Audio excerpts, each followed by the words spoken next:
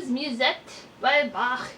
We are going to go over the left hand for this nice, pretty little piece.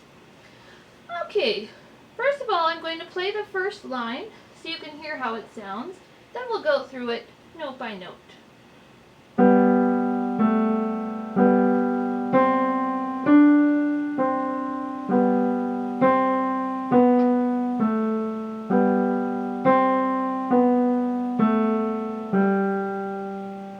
Very simple, very few notes.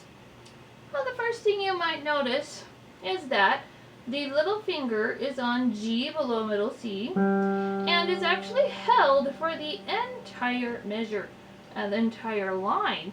And you will notice that will be the case through the entire piece.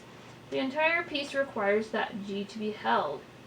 Now, as you see the G's and they are tied together, technically, of course, you do not have to play a tied note a second time. However, practically speaking, since this is tied for the entire piece, you are going to have to play the G again, just so it will sound. So you have to figure out how often you think it needs to be replayed so that you can actually hear it. I'm tending to play it about at the beginning of every measure. I might not always do that, but that's what I'm tending to do.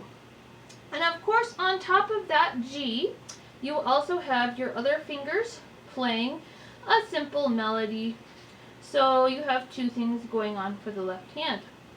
We're going to start off again with our 5 finger on that G, and our 3 finger is going to be on B to start.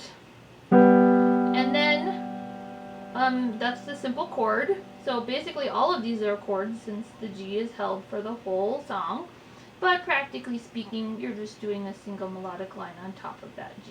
So now we're going to be following the B, 3 finger B, with 4 finger on A. And then you can play the B and G again to start the second measure, holding the G. Then our 2 finger will go to C, thumb to D, 2 finger to C. You can play the B and G again to start the third measure. Then 2 finger goes to C, 3 finger to B, 4 finger to A. You can play the B and G again to start the 4th measure. 2 finger to C, 3 finger to B, 4 finger to A, and then 5 finger will play the G all by itself for the last measure. Okay, so the second line is very similar. The held G, you start with the B and G chord, then 4 finger to A, you can play the B and G again to start the second measure. Thumb will play E above middle C, 2 finger to D, cross your thumb under to middle C, and then you can play the B and G chord again to start the third measure. 4 finger, we actually have 2 eighth notes. So it'll be 4 finger A followed by 3 finger B, 2 finger C, 3 finger B. Now we're going to start the 4th measure by playing C and G. 2 finger C and 5 finger G, followed by 3 finger B, 2 finger C, then 2 eighth notes, 2 finger C followed by 4 finger A. So the whole second line sounds like this.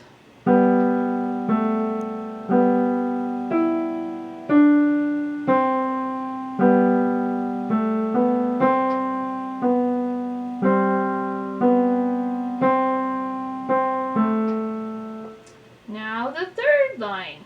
Third line is, the upper melodic line is pretty much all quarter notes. But we start off the line with 2 finger on middle C, 5 finger on that same G, and the 2 finger C is a half note, followed by 2 finger C quarter note, then thumb on D, then you can scoot your thumb up 1 note higher to E, back down to D, then 2 finger C, 3 finger B, 4 finger we're going to start the third measure by playing forefinger on A and little finger on that G. 3-finger B, 2-finger C, thumb on D. We can start with the fourth measure, playing 2-finger C and the little finger G. Stretch your thumb to E. Then you can either scoot your thumb down to D and then play 2-finger C, or an alternate fingering. Let's start with the C and G at the beginning of the fourth measure again.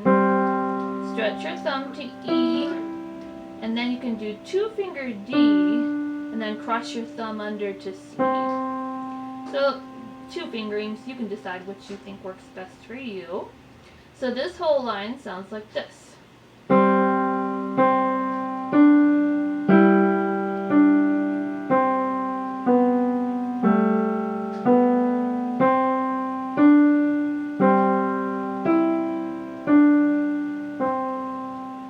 Now the last line. The last line, in the last half of the first line, it actually has some rests in the upper melodic line for the left hand, but the G continues throughout the held G. So we'll start off the line with 3-finger B, 5-finger G, then the 2-finger goes to C, 3-finger B, 4-finger A, start the second line with the B and G again, 2-finger C, thumb on D, 2-finger C, start the third measure with the B and G again. Then there's a quarter rest, so the 3-finger will come off for that quarter rest, but the little finger remains down on the G. Then you can do thumb, after the quarter rest, you could do thumb on D for a quarter note. Then there's another quarter rest, you take the thumb off. Then we're starting the fourth measure with B and G again. Quarter rest, 3-finger comes off, thumb on D, then thumb comes off for another quarter rest, and the very last chord, the B and G again, quarter note chord. So the whole fourth line sounds like this.